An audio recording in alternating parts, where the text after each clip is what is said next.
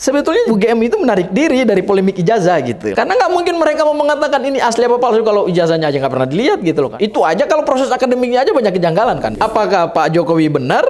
Jangan-jangan Poldanya yang salah, bohong, atau jangan-jangan Poldanya benar tapi Pak Jokowi bohong gitu loh. Berarti ada ketidakjujuran dan ada ketidakbenaran dalam penetapan tersangka. Yang bisa saya simpulkan adalah ijazah Pak Joko Widodo makin misterius. Mungkin satu-satunya negara demokratis di dunia yang ijazah mantan presidennya dipertanyakan dan tidak pernah ada jawaban dari mantan presiden tersebut dan tidak pernah mantan presiden tersebut mau menunjukkan ijazahnya kepada rakyat. Saya pikir cuma Pak Joko Widodo.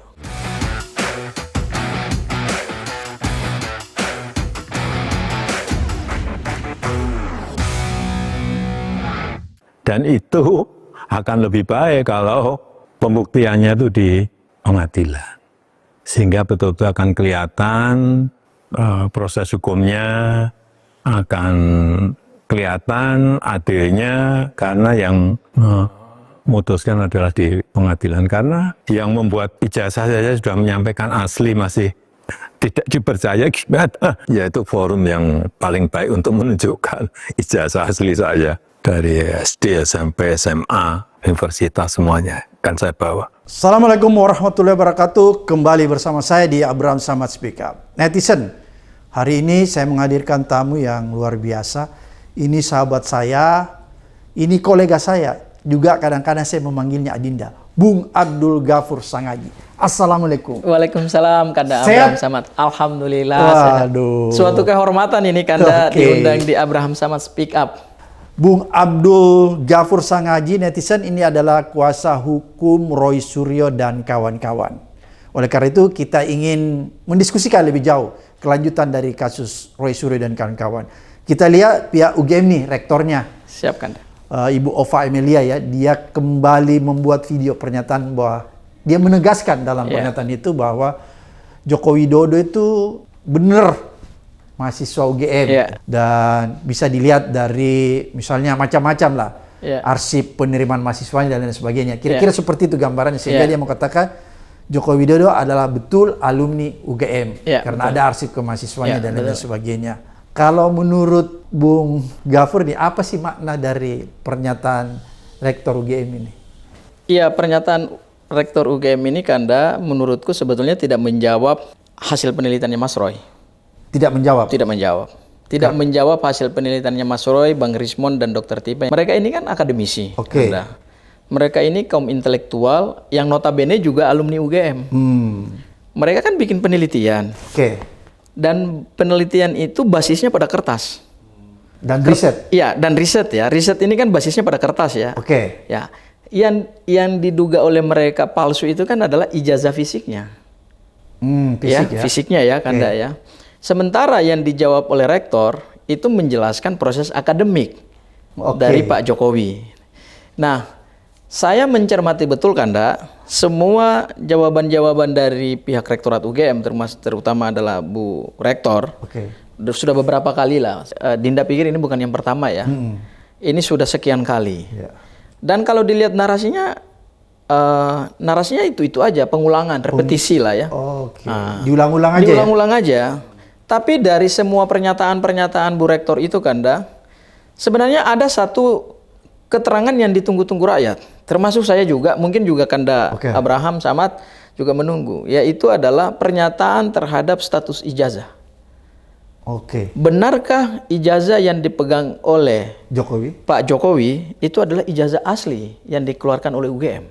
Dan itu tidak pernah keluar dari rektor secara eksplisit? Seharusnya Kanda, Rektor UGM ketika ingin menjawab polemik ijazah, kan ini polemik ijazah, bukan polemik S1 sarjana muda Pak Jokowi gitu, tapi kan polemiknya ijazah. Seharusnya yang dijawab itu adalah pada saat dia memberikan klarifikasi, ijazahnya ditampilkan. Dan kami pastikan ijazah Pak Joko Widodo adalah ijazah asli yang kami keluarkan. Jawabannya Bu Rektor kan kami tidak bertanggung jawab terhadap ijazah yang digunakan oleh Pak Joko Widodo. Artinya sebetulnya UGM itu menarik diri dari polemik ijazah gitu. Hanya menjelaskan Pak Jokowi pernah mahasiswa, ngikutin proses kuliah, tapi tidak pernah ada satupun pernyataan resmi dari UGM bahwa ijazah yang dipegang oleh Pak Jokowi itu adalah ijazah yang asli dikeluarkan oleh UGM. Nggak pernah eksplisit begitu ya? Nggak pernah. Jadi dia cuma menyampaikan proses penerimaan Iya. mahasiswanya Pak Jokowi ya? Iya, karena gini Kanda. Karena ini masuknya ke ranah hukum pidana. Oke. Kita lihat pemalsuan itu kan diatur, mohon maaf ya Kanda ya, diatur dalam pasal 263 ayat 1 dan ayat 2. Betul. Ayat 1 itu adalah unsurnya membuat palsu atau memalsukan. Kalau membuat palsu atau memalsukan berarti kan ada aslinya. Oke. Ada asli kemudian dibuat palsunya. Ya, meskipun seseorang itu pernah ikut kuliah, tapi ketika yang dia pegang itu palsu dan dia palsukan dari yang aslinya, ya dia tetap kena. Walaupun dia kuliah. Walaupun dia kuliah. Misalnya nih, Bung Gafur, kita berandai-andai. Siap Bang. Siapa tahu dia pernah kuliah, terus selesai, tapi ijazahnya hilang. Ya tetap tindak pidana Kanda. Oke. Itulah yang tetap dikategorikan palsu. Tetap disebut palsu. Contoh lah ya Kanda ya. Ini contoh nih Kanda ya. Contoh nih. Di sini aku punya kartu Pradi. Oke. Dikeluarkan resmi oleh Pradinya, saya sebut Pradi mana lah ya. Jangan. Tapi kemudian kartu saya hilang Kanda. Oke. Kartu saya hilang berarti kan saya harus membuat palsu dari yang aslinya. Tiruannya. Tiruannya. Oke. Pergilah saya ke Pasar Pramuka. Jadi ini dari Pasar Pramuka? Enggak, ini asli loh, ini asli loh. Ini dikeluarkan oleh pihak Pradi loh Kanda. Nah, ternyata suatu hari saya pakai, ketahuan, oh ini kan bukan versinya yang dikeluarkan oleh Pradi. Palsu nggak? Palsu Kanda. Meskipun saya advokat, disumpah secara resmi berdasarkan undang-undang advokat, kemudian diberikan kartu advokat, tapi karena advokat saya hilang, kartu saya buat di Pasar Pramuka. Kemudian ditemukan, ternyata setelah diteliti, entah mungkin kita nggak tahu, mungkin juga oleh peneliti-peneliti seperti Mas Roy gitu kan, wah kartu yang dimiliki oleh Bang Gafur Sangaji adalah palsu, tidak sesuai dengan format yang dikeluarkan oleh Pradi. 263 ayat 1 terpenuhi Kanda. Oke, jadi walaupun seperti tadi yang kita ulas bahwa yang bersangkutan misalnya pernah kuliah dan bahkan selesai tapi ijazahnya hilang, kemudian timbul ijazah lain, itu palsu. Tapi bagaimana misalnya kalau UGM yang mengeluarkan misalnya salinan dan lain sebagainya? Ya kalaupun kan begini, kalau kita hilang ijazah kita kan biasa kita ke kampus kembali. Ya betul Kanda. Minta salinannya ya? Minta surat keterangan. Oh, surat keterangan. Karena ijazah itu tidak mungkin dikeluarkan untuk 2 kali Kanda. Oke, jadi nggak mungkin ya? Nggak mungkin. Jadi akan dikeluarkan namanya surat keterangan ijazah. Oke. Tapi formatnya udah nggak sesuai dengan ijazah. Kenapa? Karena ijazah itu kan dibuat berdasarkan waktu di saat dia lulus. Kan nggak mungkin lagi rektor, misalnya mohon maaf Kanda, rektor yang sudah meninggal. Kan nggak mungkin lagi tanda tangan di ijazah baru gitu loh. Atau dekannya yang sudah meninggal, nggak mungkin lagi tanda tangan di ijazah yang baru. Ya paling surat pernyataan aja. Tapi itu dianggap setara atau sama dengan ijazah. Jadi itu tadi ya rumusannya begitu. palsu. Nah, begini juga Kanda. Oke. Aku mohon maaf.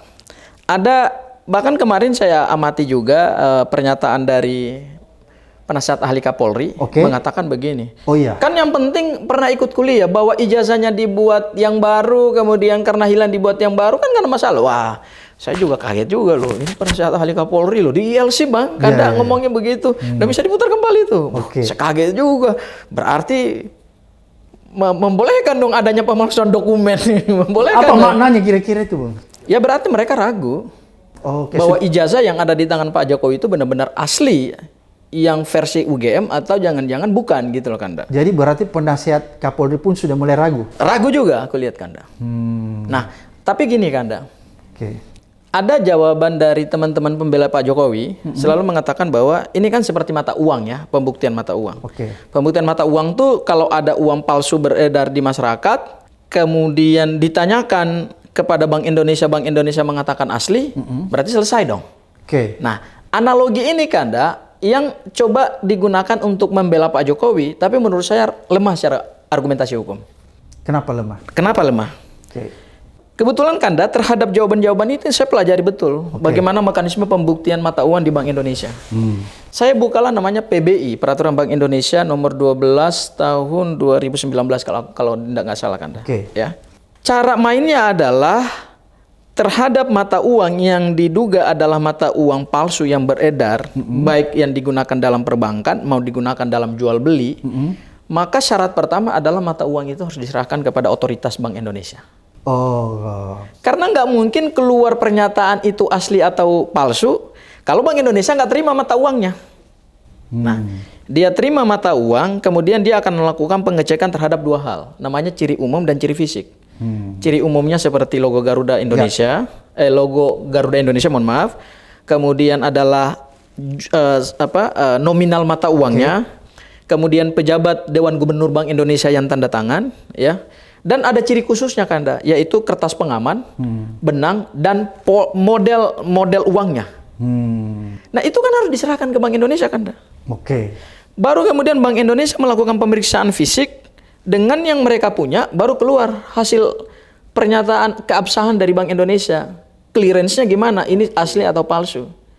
Seharusnya ijazah yang diduga palsu ini juga dilakukan hal yang sama oleh UGM. UGM tarik dari Pak Joko Widodo. Kemudian UGM bentuk tim khusus untuk menyelidiki, menginvestigasi fisik ijazahnya, terlepas dari proses akademik yang ada masalah.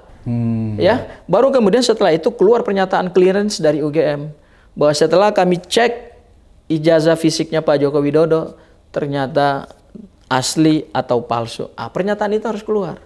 Dan mereka harus melakukan pengecekan terhadap fisiknya ijazah. Karena nggak mungkin mereka mau mengatakan ini asli apa palsu kalau ijazahnya aja nggak pernah dilihat gitu loh kan. Mereka kan hanya menjelaskan iya Pak Joko Widodo alumni UGM pernah masuk tahun 83 dari program sarjana muda kemudian ke program sarjana gitu. Itu aja kalau proses akademiknya aja banyak kejanggalan Kanda. Banyak sekali kejanggalan. Jadi banyak keanehan ya? Banyak keanehan. Bung Gafur, yang menarik kemarin kita sempat melihat tuh wawancara eksklusif Pak Jokowi di Kompas TV kalau nggak salah ya. Betul kan. Dan ada beberapa pertanyaan dan kemudian dijawab oleh Pak Jokowi yang menarik untuk kita sikapi berkaitan dengan polemik ijazah. Yaitu ketika ditanyakan tentang ijazah itu Pak Jokowi menyatakan bahwa nanti dia bersiap, kira-kira seperti itu ya? Iya, nanti dia serahkan. Dia serahkan, ya, dia serahkan ketika di persidangan. Betul kan. Mulai dari ijazah SD, SMP, SMA, dan S1. Kira-kira begitu, kurang lebih begitu lah. Kurang lebih begitu kan.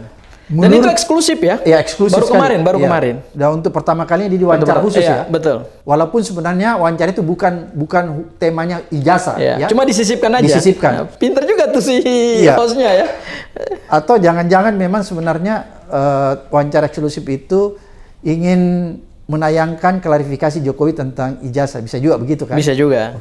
Cuman muternya kemana-mana dulu gitu ya. Kira-kira menurut Bung Gafur tuh, dari pernyataan jawaban Pak Jokowi bahwa nanti akan diperlihatkan di persidangan, apa tanggapan Bung Gafur? Iya, berarti misteri ijazah Pak Joko Widodo tidak terjawab lagi.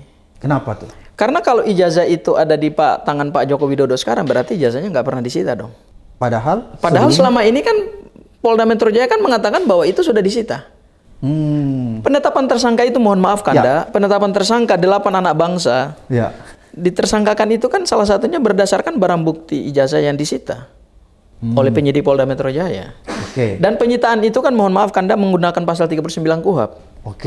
Ya, pasal 39 KUHP adalah barang bukti itu kan kualifikasinya 3 Kanda. Pertama adalah barang hasil kejahatan, barang yang digunakan untuk kejahatan, atau barang yang digunakan untuk membantu kejahatan. Nah ini barang sudah disita oleh Polda Metro Jaya, kemudian diuji di LAVPOR, laboratorium forensik, keluar hasilnya identik.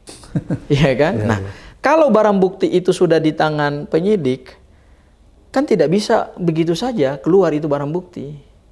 Jadi Bung Gafur mau mengatakan tidak mungkin ijazah itu ada di tangan Pak Jokowi sekarang karena sudah ada di tangan penyidik. Ya, artinya siapa yang berbohong dan siapa yang benar ini. Apakah Pak Jokowi benar?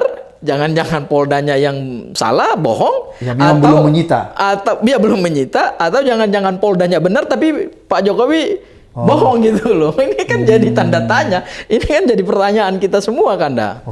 Ya kan seharusnya kan orang yang pernah menyerahkan barang bukti itu kan harusnya Pak Jokowi jawab aja ya akan dipertunjukkan karena barang bukti itu sudah disita oleh Polda. Kan cukup jawabannya. Sesederhana itu kan Kanda. Kalau memang dia pernah serahkan.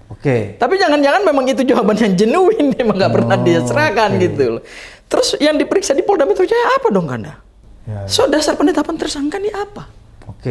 Karena barang bukti itu Kanda, mohon maaf, barang bukti itu kan adalah bagian dari kekuatan pembuktian. Oke.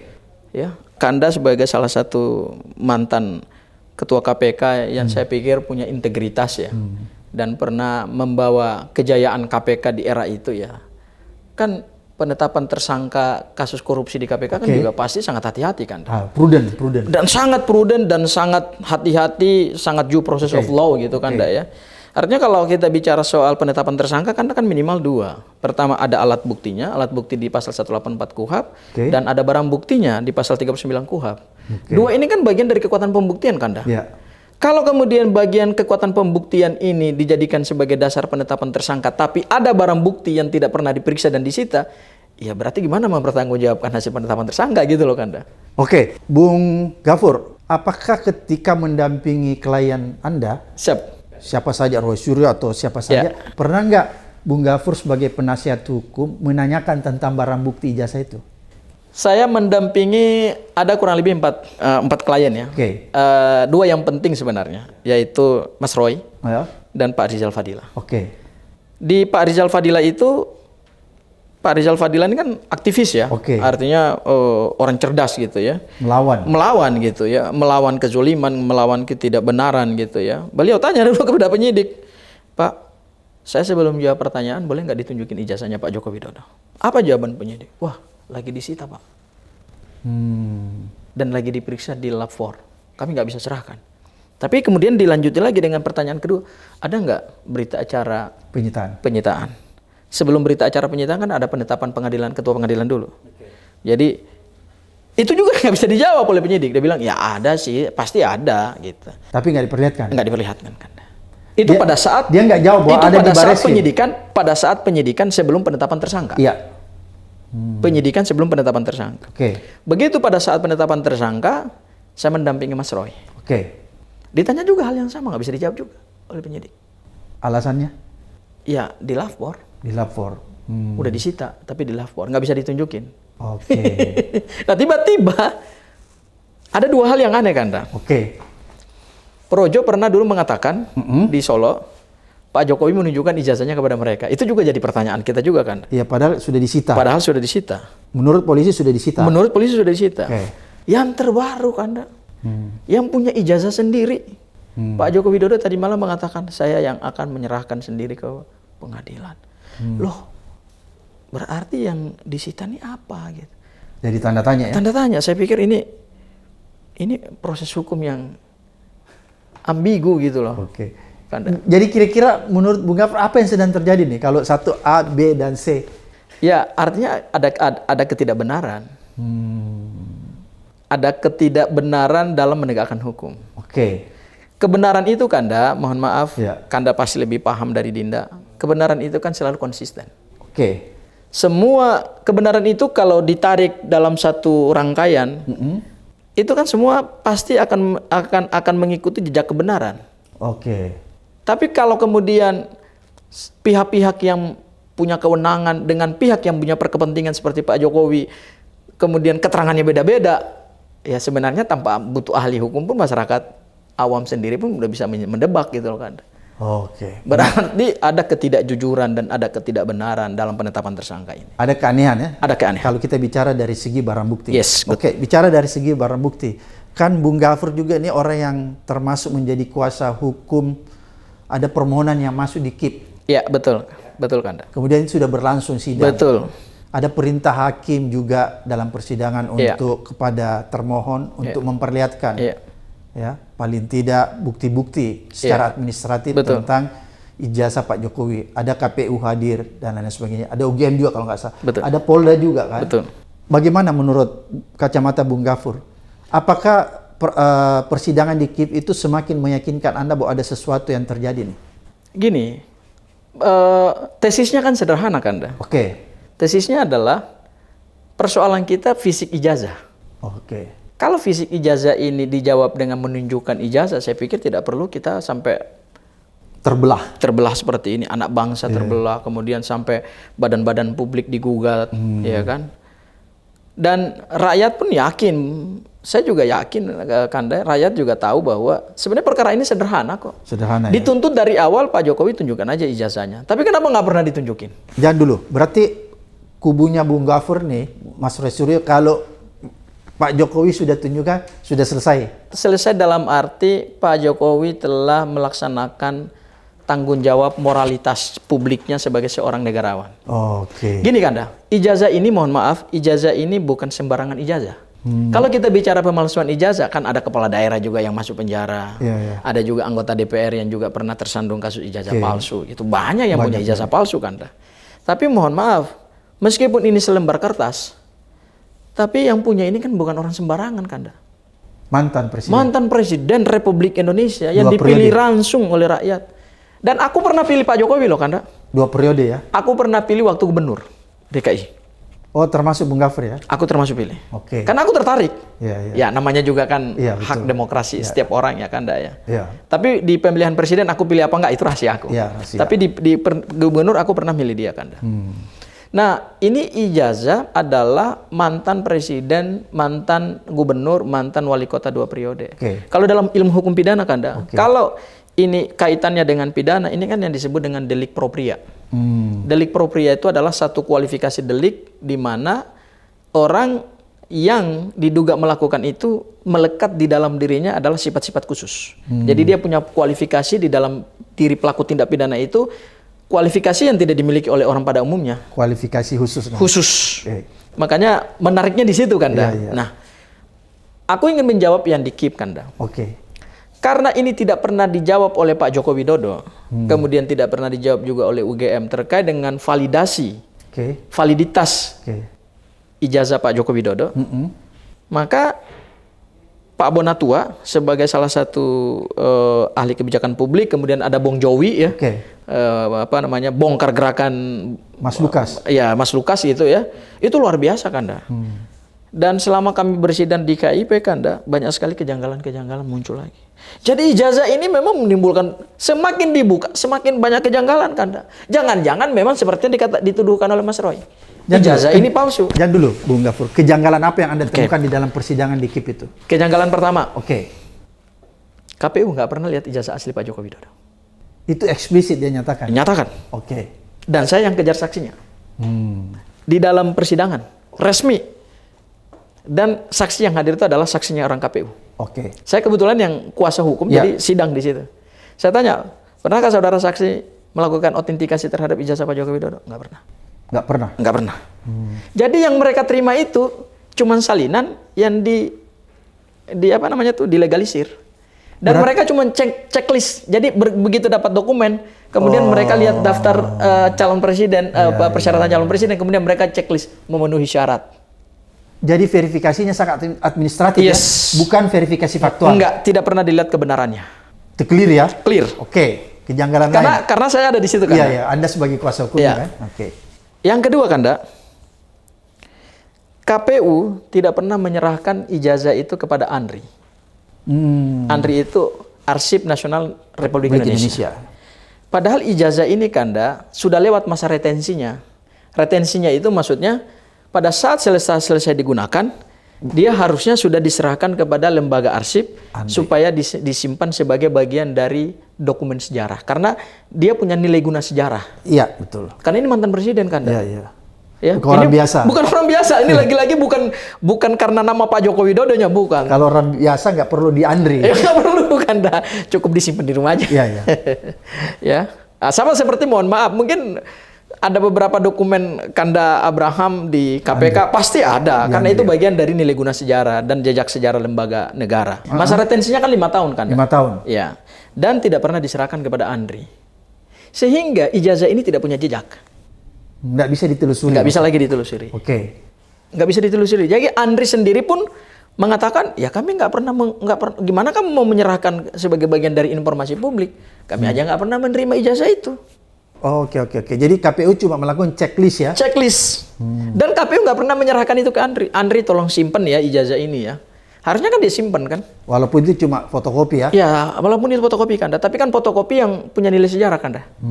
Suatu hari kan ini gini Kanda. Waktu kami periksa ahli arsiparis, Oke. ya, kemudian ahli keterbukaan informasi publik, mereka mengatakan bahwa kenapa arsip negara itu penting, karena ini untuk memori bangsa. Manusia itu kan memorinya kan terbatas. Oke. Tapi karena punya nilai guna sejarah ini kan untuk ratusan tahun ke depan. Mungkin hari ini kita nggak ada urusan, kita udah kenal Pak Joko Widodo. Iya. Tapi kelak Anak cucu suatu hari kan akan mengenang di tahun 2014, 2019 pernah terpilih presiden atas nama Pak Joko Widodo dalam pemilihan umum langsung. Jadi itu penting. Itu penting karena itulah yang akan dikaji dan diteliti lagi sebagai bagian dari memori bangsa. Itu nilai kekayaan bangsa kan, Anda? Dan Di itu undang-undang arsip begitu. Oke, jadi itu nggak pernah diserahkan ke Nggak Andri? pernah diserahkan. Dan Andri nggak pernah menguasai. Itu untuk Andri ya. Oke. Termasuk juga untuk lembaga kearsipan daerah.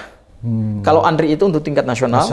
Kalau lembaga kearsipan daerah itu LKD, kami juga gugat juga kan, Yang di Solo. Di DKI. DKI. Lembaga kearsipan daerah juga nggak pernah menerima dari KPU DKI terkait ijazah Pak Joko Widodo pada saat beliau mencalonkan diri sebagai gubernur. Jadi ini seperti semua lembaga ini jawabannya sama gitu. Baik KPU RI, KPU DKI, sama, cara mainnya sama. Tidak mau menyerahkan itu sebagai bagian dari dokumen arsip negara gitu. Entah mungkin ada informasi yang mereka takutkan terbongkar, wallahu alam kan ya. Jadi itu semua terungkap di depan persidangan kita. Oke, Bung Gafur, ada nggak yang jadi termohon di situ pihak kepolisian? Pihak kepolisian kemarin termohon. Oke.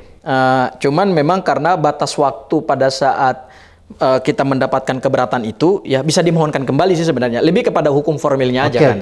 Jadi syarat formilnya. Ya, syarat formilnya aja. Ini juga mungkin dalam kesempatan ini perlu saya sampaikan juga Kanda ya. Jadi bukan karena sengketa informasi publik itu Kanda bukan kalah menang. Betul sekali. Jadi kalau ada framing media atau kemudian ada pihak pendukung Pak Jokowi mengatakan bahwa kelompoknya Mas Roy ini makin kalah, oh itu tidak, itu berarti mereka nggak memahami esensi daripada Undang-Undang Keterbukaan Informasi Publik. Dispute di sengketa informasi publik itu hanya mencari informasi terkait dengan dokumen itu ada apa enggak, bisa diserahkan apa enggak, dikuasai apa enggak, gitu. Itu aja Kanda. Karena tidak dikuasai, ya makanya tidak bisa diserahkan. Makanya kemarin Andri tidak bisa menyerahkan kepada pemohon ya karena Andrinya nggak nguasain kan. Nggak pernah melihat. Nggak pernah melihat. Dan itu terkonfirmasi ya? Terkonfirmasi. Terkonfirmasi dalam persidangan ya. Dan sengketa informasi publik itu bukan sengketa hak ya Kanda ya. Iya. Ini bukan seperti kita kasus perdata ya. Kalau menang berarti kita dapat hak kita, kalau kalah kita kehilangan hak, enggak. Ini hanya terkait dengan informasi ini bisa diakses apa enggak. Itu aja, sesederhana itu Kanda. Jadi tidak ada menang kalah di situ Kanda. Menarik ketika Bung Gafur sendiri melihat jalannya persidangan di Kiev dan banyak kejanggalan yang menurut Bung Gafur katakan. Betul, Kanda. Padahal kan kita bisa lihat bahwa itu prosesnya kan panjang tuh. Mulai ada dari wali kota Solo, kemudian gubernur DKI, kemudian presiden. Apakah di semua tingkatan itu tidak ada satupun yang bisa memperlihatkan atau meyakinkan kita bahwa pernah terjadi verifikasi faktual terhadap dokumen Pak Jokowi? Tidak misalnya pernah, katakanlah di Solo misalnya. Kalau Solo kebetulan aku nggak di sana ya Kanda ya. Enggak, KPU Solo. Enggak juga, enggak. Jadi semua ini hampir sama Kanda KPU ini. Tidak pernah melihat ijazah aslinya Pak Joko Widodo juga. Artinya gini, kami kemarin bertanya kepada ahli arsiparis, kalau melakukan otentikasi atau validasi terhadap ijazah itu kan, ini ijazah asli, ini ijazah fotokopi yang dilegalisir. Yang akan diuji secara head to head itu ada tiga unsur Kanda. Yang pertama dilihat strukturnya. Strukturnya ini sama nggak dengan yang diserahkan fotokopiannya. Kemudian yang kedua dilihat formatnya. Formatnya tuh mungkin ada tulisannya dan sebagainya. Dan yang ketiga dilihat isinya. Ini punya siapa yang tanda tangan, pejabat siapa yang mengesahkan, ya. Kemudian nomor seri ijazahnya dan itu kan harus dicek itu Kanda.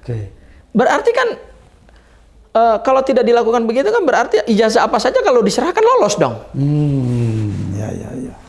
Makanya sebenarnya undang-undang aturan perundang-undangan kita itu menyebutkan memang perlu ada verifikasi, perlu ada validasi terhadap ijazah seorang ini seorang presiden loh Kanda loh. Dan itu verifikasinya harus faktual untuk memvalidasi ya, kan gitu ya. Tapi mereka nggak pernah melakukan. Karena gini, mereka berargumen bahwa karena tidak ada kejanggalan. Jadi nggak perlu. Tidak ada informasi dari publik yang mengkomplain. Loh bagaimana mau komplain? Orang masyarakat aja nggak ngeliat ijazahnya gitu loh Kanda. Jadi alasannya bahwa tidak ada indikasi Tidak ada indikasi ya, betul. Sehingga tidak perlu diadakan verifikasi faktual. Betul. Oke. Ya meskipun Kanda mohon maaf, dia adalah sebagai salah satu calon presiden yang mungkin tingkat elektabilitasnya paling tertinggi dibanding dengan calon presiden yang lain gitu. Ya kan ini paling populer, Ya, ini paling kemungkinannya populer, menang nih. Tapi kan bukan berarti kebenaran dokumen itu harus kita lewati kan Kanda ya. Karena ini kan untuk apa ya? Untuk satu kebenaran bangsa ini ke depan, pertanggungjawaban moral kita kepada anak cucu kita ke depan Kanda. Ini bukan hanya terkait dengan Pak Joko Widodo sebagai seorang pribadi, tapi ini kan terkait dengan jabatan gitu loh. Oke.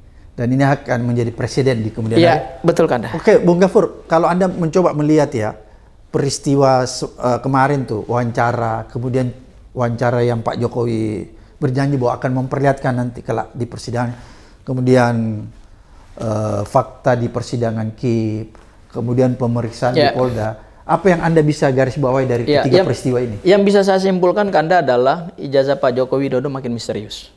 Makin misterius. Makin misterius. Di mana letak misteriusnya, Bung Gafur? Ya berarti tidak ada satu kejelasan yang hari ini kita dapatkan, baik dari aparat penegak hukum Polda Metro Jaya terkait dengan ijazah yang katanya sudah disita, tapi ternyata bertentangan dengan pernyataannya Pak Jokowi sendiri. Kan ini kan saling berkontradiksi gitu. Jadi semakin misterius. Semakin misteri. Kemudian di KIP sendiri, kami sidang di KIP, ijazah Pak Joko Widodo juga banyak ditutup-tutupin juga. Gitu. Oke. Ya, jadi banyak sekali informasi yang di KPU itu Kanda, itu ditutup semua. Yang penting-penting. Bahkan ada yang aneh nih Kanda, pada saat kami sidang mediasi dengan KPU. KPU menyampaikan begini, boleh dilihat tapi cukup 5 menit. Loh, dia membatasi. Dia membatasi. Dia melarang kita menganalisis. Nggak boleh, hanya lihat aja tapi 5 menit. Nggak boleh foto. Hanya boleh lihat aja bahwa ada tanda tangan rektor, ada tanda tangan dekan, ada tanda tangan pejabat yang mengesahkan, ada nomor seri ijazahnya, ada tanggal lahirnya, ada nama Pak Joko Widodonya, tapi nggak boleh foto. Loh kan ini aneh. Ini kan ijazahnya Presiden Republik Indonesia gitu loh. Seingat saya Kanda ya, Bung Hatta, wakil presiden kita yang pertama, kan memang sekolahnya di Belanda ya Kanda ya, alumni dari Erasmus University Belanda. Ijazahnya di Pampang kok di sana. Dia bangga ya? Iya bangga. Karena alumni gitu loh, alumni Belanda yang kemudian memerdekakan bangsanya. Meskipun mereka merasa, wah ini aku didik ternyata juga akhirnya ngelawan aku juga gitu loh. Iya. Dalam masa kolonialisme itu ya Kanda ya, gitu. Harusnya UGM tuh bangga. Mohon maaf ya, itu the center of excellence loh Kanda. Ini bukan universitas ruko 3 lantai, yang kemudian dimiliki terus kemudian harus malu-malu gitu nunjukinnya. Lu ini Universitas Gajah Mada. Ini harusnya kita punya pride ya? Iya harus punya pride dong. Mohon maaf Kanda. Kanda kan salah satu alumni terbaik juga ya dari Fakultas Hukum Universitas Hasanuddin ya. Itu salah satu the center of excellence juga gitu. Pasti bangga kan. Aku juga misalnya dari UI, dari Universitas Indonesia itu juga pasti bangga. Pasti nggak disembunyikan. Ya ngapain disembunyikan? Karena kita mendapatkannya dengan benar gitu loh. Dengan proses akademik yang benar.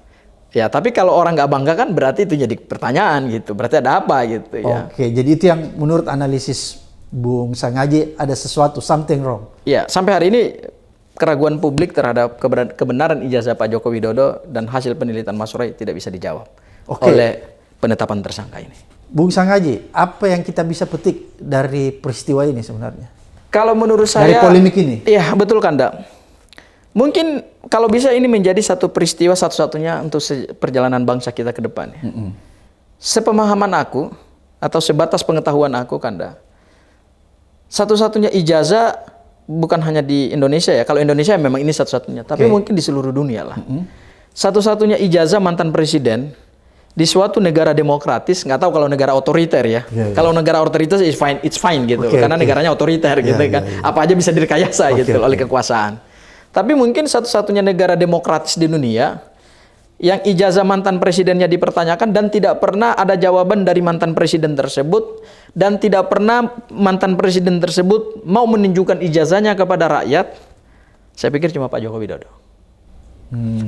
Padahal ini bukan hanya kewajiban hukum Pak Joko Widodo untuk menunjukkan ijazah itu. Ini tanggung jawab moral. Ini kewajiban moral.